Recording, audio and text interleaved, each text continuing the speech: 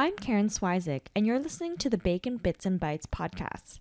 This is the podcast where a bit of business and a bite of technology come together.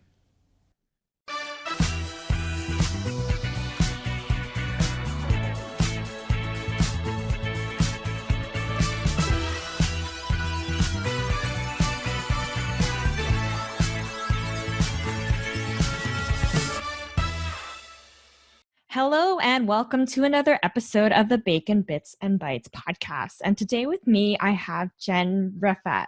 So Jen is a software engineer with 10 plus years of professional experience in tech, as well as she's the founder of Craftic, a craft tutorial platform and community. Welcome to the show, Jen. Hey, nice to be here. Yeah, so it's quite interesting. Again, I mentioned that I end up connecting with my guests initially a lot on social media. So Jen and we had connected originally on the mobile networking app Shapr. And then just recently, for the first time, we met in person at Collision, which I thought was pretty cool. Yeah, it was so funny. It was just like a chance moment. I know. It's like, yeah, I think it was one of those things where I posted on my Instagram stories and yeah, you messaged me. It's like, you're here. I'm here too.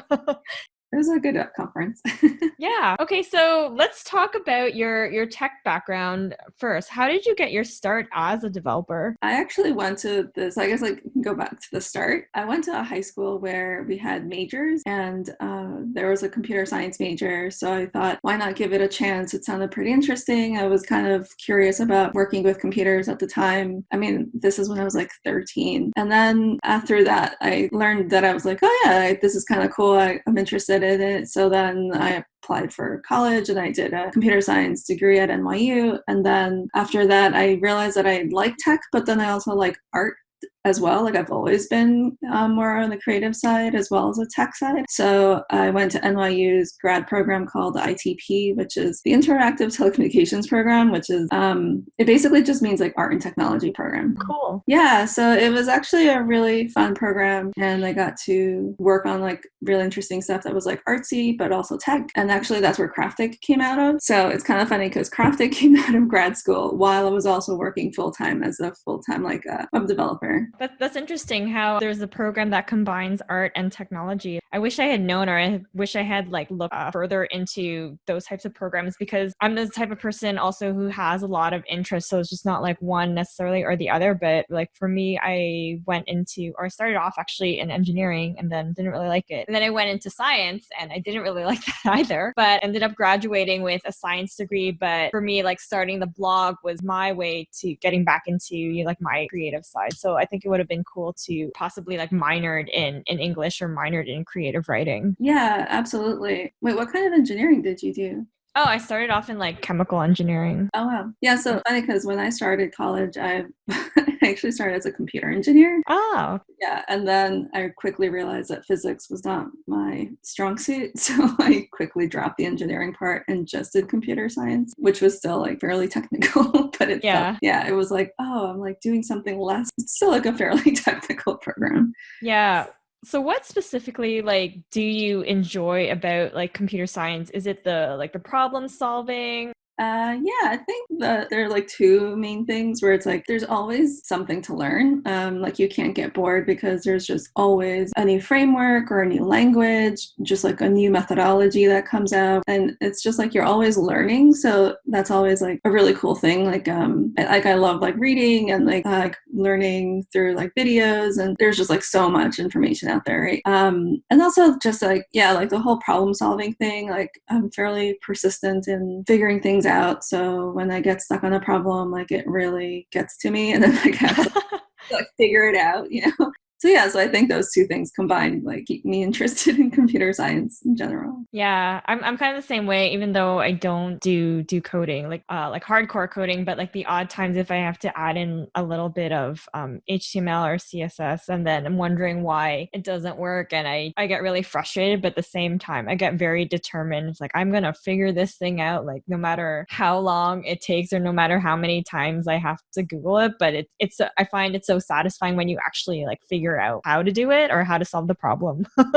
Yeah, like there's definitely like this cycle where you basically start with a problem and you question everything you've ever done. And you're like, what do I even know? And then like you figure out the problem, you're like, oh my God, I'm a genius. But then like the cycle starts all over with the next problem. Yeah. It's Like, like, yeah, you have to like learn to deal with that cycle as a computer scientist, that's for sure. I like that. It's like sometimes like I know everything. Sometimes it's like I don't know anything. With respect to say people who are interested in, being immersed in the tech community, because I know you reside in Toronto now, and Toronto has like a huge startup ecosystem, a huge tech ecosystem. Would you say, are there any specific meetups or events that you would recommend women to attend? So it's kind of funny because I haven't attended as many tech meetups as I would like. I've been to like there's like a Tuesdays afternoon like coffee thing that happens. It's on the east side of Toronto and it's actually like super chill. Like basically everyone just like hangs out at the coffee shop and then they just like bring their laptops and work on whatever. And it's just like a really nice environment. I think it's called like Code and Coffee or something like that. Oh, cool. Yeah, and everyone's like really friendly. So I was like probably talking more than I should have been coding. But it was like my first time and I was like, oh my goodness, this is like such a nice group. And then they go drinking afterwards. So Oh, nice. So then it becomes like code and I'm trying to think of like of a C word for like alcohol, code and cognac or something. yeah, I mean, yeah, it's kind of funny because the coffee shop is like up the block from a bar. So it's like, yeah, it works out. Like there's like the after hours. Well, I've also been to like the Python conference here in Toronto. So there's like PyCon Canada, which was actually a really nice conference. It was like full of like really friendly people. I think it's just like the Python community in general is fairly like welcoming. So yeah, so I really like that one. I need to go to more. There's like a women in tech thing that I think it's on Thursdays that I really should go to. One of these days I will go. Yeah, if you go, like, let me know. I would love to go. So you mentioned about like Python. Would you consider that to be like your favorite language? And if it is, why? And if not, like, do you have a favorite programming language? I don't know, actually. I don't think I have like a favorite language. I think like I really enjoy working with CSS because it's like super visual and you can make really cool animations and you can do cool things. But then like JavaScript like really powers a lot of that. Mm-hmm. It'd be really fun. But then I also really like Python because it's very object oriented and it's like kind of the old school way of doing things. How like JavaScript seems a little bit more I don't know how to describe it, but it's like as is more undefined than Python, I think. So I think it kind of works like because the way I not grew up, but when I was in college, like I learned Java and C++ first. So those strict object-oriented programming languages. So I feel like Python kind of feeds into that. So yeah, so I think like, I don't know if I have one favorite, but I like three. That's okay. So say if you're starting to learn like programming and I'll just go with like HTML and CSS because that seems to be the one that everybody starts off with. So once you are familiar with say one language, is it relatively easy to learn another language or would you say it's completely different, like starting from scratch every time? Learning HTML really helps you understand how a page comes together semantically, and then CSS really helps you think of creating like modular things. So you start thinking in that way. But then I feel like once you start learning like a scripting language like JavaScript or Python, like it's very different because you do have like conditionals and you can create like actual like classes. So it becomes a little bit more complex. Those are like good building blocks, right? Because like you do want to work your way up and like not get completely overwhelmed from like the get-go. Right. Yeah. So it would be good to start off learning like HTML and CSS first. Yeah, I think Okay. so. I think it's also like with HTML and CSS, you can like actually build a page and it looks like something. It gives you like that instant gratification, which is Right. like creating that momentum when you're first starting out. Do you have any general tips or advice for people who are just starting a career in software engineering? I think the easiest one is try to be patient with yourself. Because I feel like a lot of times, like you want to learn everything yesterday. And there's just like so many things, right? Like I feel like there's a new JavaScript framework like every other month or so it feels. So it's like you're constantly feeling like you're kind of behind. And honestly, it's like there's just so many things that it's hard to learn all of it. Like there's just so much. Mm-hmm. So I feel like you just have to like, like be patient with yourself and learn one thing at a time and, take one day at a time and just kind of go from there and then just like be consistent with it. I think that's like the most important thing is being consistent. Mm-hmm. So like even if you have a full-time job and you're like learning to code at least like an hour every night, you know, like that's like super helpful than doing like 8 hours in a day and then like skipping a month, you know. Right. Yeah, just like staying consistent is probably the most important thing. And you know, like, and have fun with it and do things that are actually like fun for you. I feel like a lot of times like, when people are starting out, they don't know if they want to do front end or back end. I get this question all the time, and people are like, what should I do? And I'm like, well, you could do both. You could do neither. You could, because I mean, there's also DevOps, which I think most people don't realize when they're starting out. So like, you could not like actual like web programming, and you might want to do like operations, or you might actually want to do like backend programming altogether and like never see the UI. So like, it depends like on your. I feel like it depends on you, but it also like you have to like try out little projects in each thing and then see what speaks to you. So with respect to like projects, would it make sense to like try and create your own project, or are there certain websites that have like project suggestions? I mean, there's definitely courses that walk you through your own projects that you want to work on. So like they'll have like a sample and then you like work through it with the professor. But then I feel like, especially when you're starting out, you want to keep it fun. So you also want to create side projects for yourself that are like fun for you. So when I was starting to program like more like web stuff and like I wanted to like play around with like CSS3, and this kind of dates me a little because CSS3 was like just coming out and then it was like this new thing. And I really wanted to play around with it, but I didn't have anything at work to do with that. So then I was like, okay, so I'm just gonna like create myself like this random like CSS3 like project. And then I ended up making a button keyboard. Cool. So like long story short, it just looks like when you hit a key, it draws in a canvas like a letter, but it's like using like points that I created. And yeah, so it was just kind of like messing around with like the new canvas thing and like messing around with rotations and that kind of thing. So yeah, so that was kind of more fun. And then I feel like when you do something like that, it engages you more and you actually want to finish it. Yeah, no, that's great advice. Make it fun. Okay, so speaking of fun, let's talk more about like the crafty side. So you mentioned that you started it when you were in grad school in New York. So did you end up like establishing a community over there initially, or it started to grow more when you came to Toronto? So it's kind of funny because I worked on the thesis and then I graduated and promptly forgot all about crafting. Because I was working full time and then I was starting to look for the next job and it was just like a lot was going on. So I basically just like had one full time job after another. And then it wasn't until I started contracting that I had like some time in between contracts. So then I realized, oh, I really want to get back into this. So I started picking up Craftic around 2016, which was like almost like 8 years, but it was always in the back of my mind. And I was always like involved with like craft groups and stuff in New York, but nothing with Craftic itself. Yeah, so then I launched in 2016 in November, and then it was like good and bad timing because like good timing because it was my birthday, so it was kind of supposed to be like this celebratory thing, and it was like I'll never forget, you know, my launch date or like my website anniversary. But then it was also like bad because well, things happened in the United States. Anyways, it was just like not a great time to launch anything. But then like we ended up moving to Toronto like about a year later. And then when I came here, like I started to like really start building out like the community and starting hosting like in-person meetup. And that was like a very selfish thing because I really just wanted to like meet new people in a new city. No, not at all. That makes sense rather than, you know, like having to deal with, I don't know about you, for me, networking and small talk, I hate it. But if I'm going to a workshop or something with like purpose, like, oh, okay, I'm going to your workshop to learn how to do a craft. It's kind of like, okay, there's something else to talk about. Yeah, it gives you like a really solid starting point. Yeah. And then like I've noticed that when I meet other crafters, we just have like a much easier time talking. Just like, how's the weather?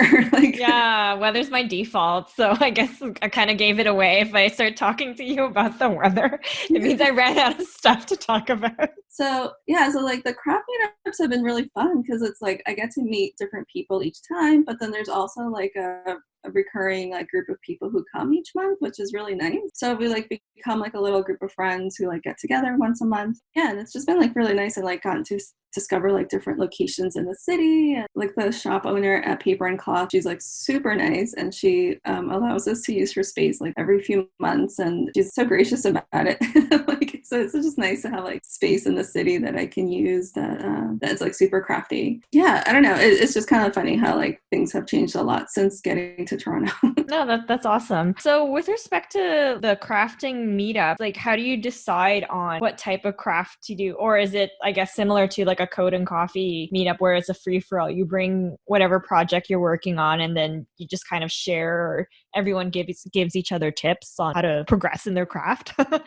Yeah, no, that's exactly it. It's totally free for all. It's not like a workshop or anything. It's because it's like, if it's a workshop, it's like a ton of like prep work and like breakdown work. So it's like way more than I would want it to be. So it's like super informal. Everyone just brings a project. And I've seen like some amazing stuff like calligraphy, watercoloring, knitting. I've seen like diamond painting. I've seen like, Whoa.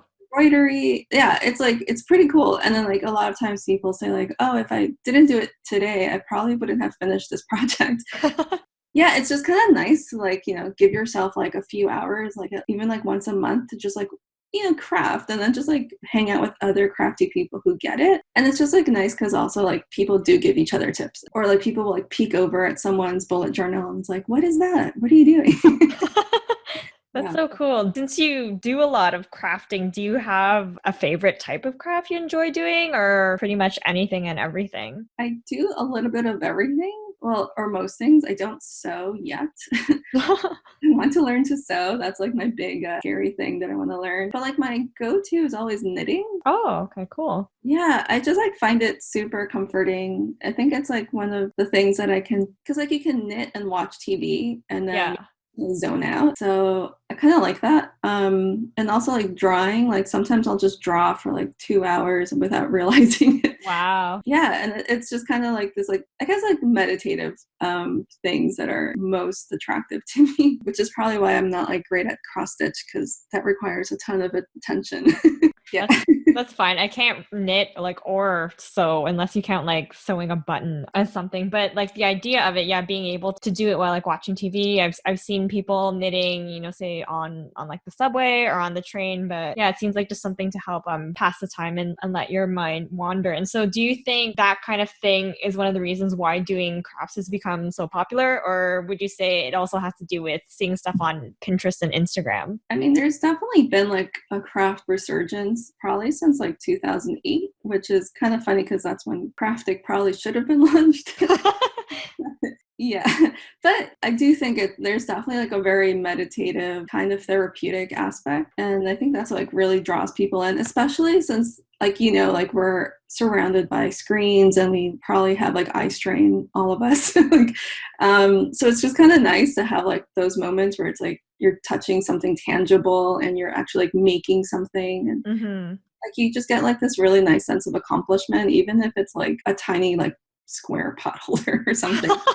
Because it's like you can point to that and be like, I made that. And it's like this really awesome feeling. Yeah. So I think, and correct me if I'm wrong, like the difference with Craftic is that rather than, suggesting projects and then you have to buy all these supplies, it's more so that it suggests projects that you can create with the existing supplies you have. Yeah, so the main idea is that, so like if you look at the navigation on the site, it's all based on materials. So you can search by like yarn, paper, beads, etc. So it's more about like, what do I currently have and what can I make with it? And a lot of times, like my biggest pet peeve with craft tutorials is that they'll say like, oh, you just need like, like a pair of scissors, a piece of paper, and there's like $300 piece of equipment. Like my ideal tutorial is that you have like alternatives. Maybe you don't have that $300 piece of material or tool. Maybe you can use just like scissors or like a cutting knife or something. So yeah, so like I think that's kind of like where it came from. Also, like when I was thinking of Craftic originally, it was like during the US recession. Mm-hmm. So a lot of things were like, people were having issues with the economy. So the whole idea for Craftic was like, how do you get to make things, but like have it be affordable? Mm-hmm. That definitely makes sense and seems more environmentally friendly as well. Do you have a go-to place where you get most of your craft supplies initially? Like for me, the only thing that comes to mind is either like Dollarama or Michael's. Oh my God, Dollarama is the best. I love Dollarama. I've definitely gotten a lot of supplies from there since I moved here.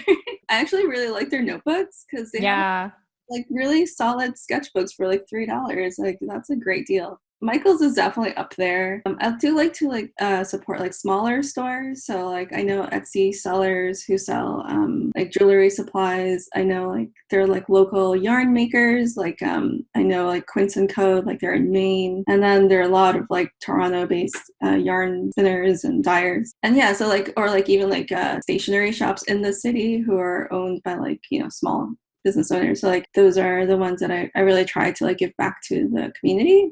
Yeah, and then there's also other ways to get supplies, right? Like you don't have to actually buy anything. You could. So I've done 2 craft swaps, actually 3. One last fall and one. Sorry, I think I've done 2. Sorry, one in the fall and one in the spring this year, and I'm planning to do another one this fall. But you like a lot. So like the big idea is like crafters have a lot of stuff, right? Right. Like we just end up getting way too much stuff. So yeah, so like the idea is like, oh, you know, like I have way too much of this and I'm tired of it. So like I'll just bring it in and see what else people have. Mm-hmm. Like at the last swap, someone gave away, I think, dozens and dozens of like yarn skeins. And then I gave out like a bunch of beads and other things and stickers and it was just like this amazing it was so funny because like some people were like, oh my God, I've been looking for that for so long, and like they couldn't find it, and then someone was like, oh, I'm trying to get rid of it, take it, please take it. Swaps I find like are amazing because it's like, one, it's like obviously like you don't have to pay for anything, but 2, it's like super environmentally friendly because like you're not shipping anything, like there's no carbon footprint, and it's just like nice because then you get to meet other people. Mm-hmm. Yeah, I've been to clothing swaps before where it's pretty self-explanatory where you exchange clothing. But yeah, I've never heard of a craft swap. And now that you've mentioned it, it definitely makes sense because yeah, I'm not really a crafter myself, but I know some people who are, and I've seen, you know, they've had like storage bins of craft supplies or even, you know, separate rooms for like crafting. And I was like, wow, that's amazing. Yeah, we have a guest room, which is not really a guest room because I just took over. It's the craft room. Jen's room. Yeah, it's like the craft room / office, but mostly craft room. So if somebody was interested in getting started with a crafting, I'm curious to know, are there any specific items or must-have items you would recommend to put together their, and I'm thinking along the lines like similar to how if you're creating like a first aid kit, what are some items that you would include in like a beginner's crafting kit? So that's a hard one because there's so many types of craft. Like obviously you would definitely want a good pair of scissors. Yeah, I was thinking that. Invest in like a good pair, like not the dollar ones, because it will save you a lot of headaches down the road. And I think like good adhesives, I mean, it also depends like what kind of craft you want to get into. like you can accumulate things super fast because you're like, oh my God, I want to like start paper crafting, and then you do that for like a month, and then you're like, I'm going to start knitting, and then you get all these materials before you've even used any of them. Mm-hmm. So the very first thing I feel like people should do is pick one thing, actually do a project, see if you like it, and then if you like enjoy the process and like really want to get into it, then start accumulating the things. But before that, like don't go crazy, because I've seen it where like for paper crafting, I would say like my go-to thing is like washi tape, right? Like I find it like super versatile. Mm-hmm. But then you can easily overdo it. Yeah, try using some washi tape, like get a couple of rolls, see if you like it, and then see if you know how to, like, if you can figure out like ways to use it, and if you actually like the process, and then start buying a little bit more things. But I feel like it's really easy, yeah, when you're starting, like you just want to get the whole of Michael's in your apartment.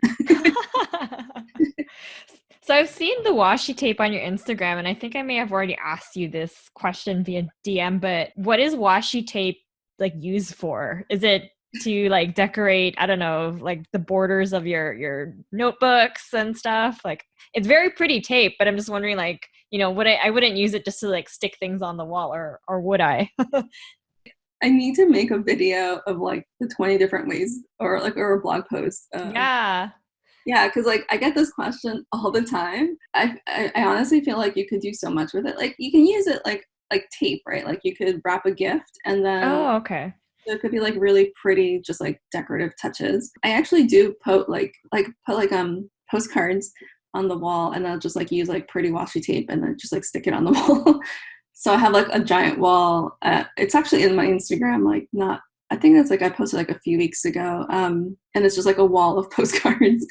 I also find it really nice to like decorate things. So like you can wrap pens that are really boring looking. So like the Muji pens, great candidates wrap, or like a super plain notebook, and you just want to cover the front, and you just like cover the whole thing with washi tape. And then people use it in their planners and like paper crafts. Like if you're like sending out snail mail, it's like the most perfect way to like, jazz up like an envelope or a card. Oh, yeah.